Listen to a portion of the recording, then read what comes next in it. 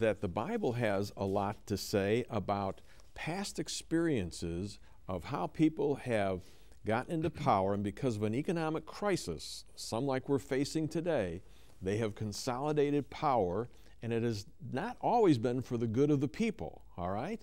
Talk about Joseph. Well, you know, John, Joseph's one of my favorite people. He's one of the people in the Old Testament who's a type of Christ. He's one of the few people in the Bible about whom there is no evil report. And his story is well known. He came before the most powerful man in the world, the Pharaoh of Egypt. And Pharaoh had a dream. He didn't understand it. Joseph interpreted it for him. He told him that the dream meant they were going to have 7 years of plenty and 7 years of famine. And then Joseph gave to Pharaoh a plan whereby if he managed this right, the people of Egypt would be survivors. And Pharaoh loved the plan so much that he put Joseph in charge of it. And basically what he said was, during the 7 years of plenty, you save up and you store the grain so that you have plenty in the years of famine. And when he laid this all out in front of Pharaoh, Pharaoh said, "That's great, it's a great idea, now you manage it." Yeah, and so he started in, and what he did was he took the harvest during that time, and he took it freely from the people. He took how much? 20%. 20% of all they harvested, and they were making so much that I suppose they didn't care, I think, and he stored that up. And so now you hit the time of famine, and what did he do? So what happened was the time of famine came, and the people had no food, and they were instructed to go to Joseph, who was administrating the food store, and he took their money and gave them food. And so now what happened was he's got all of their money. He's consolidated their livelihood. Well, the government owned all the wealth in the land.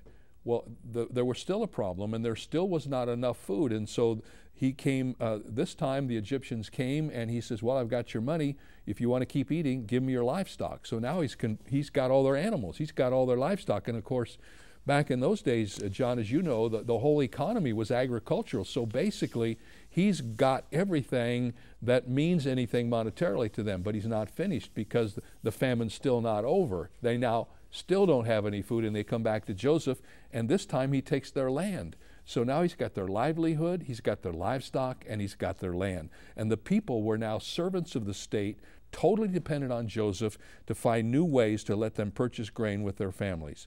And then he finally relocated all the people. He put them in places where they were closer to the centers of where the food was, and he has now consolidated their location. He moves the people from their homes into the cities from one end of the border of Egypt to the other. Yeah, and he still wasn't done. No, he's still not done. He's got one more step that he's going to take in this consolidation, and now he consolidates their labor. He makes them feudal farmers, if you will. They are now working the land. He gives them back something for their work, but he owns the land and he controls the whole industry of Egypt. Yeah, he says, "I'll tell you what, you guys can take 4/5, but we'll take 1/5 Right. of the stuff that comes in the harvest." So, like you say, he owns all of their money. He takes that. He takes all of their cattle and their livelihood, basically. He takes themselves in terms of their land, and then he makes them work for the government. Right. And so they all survived.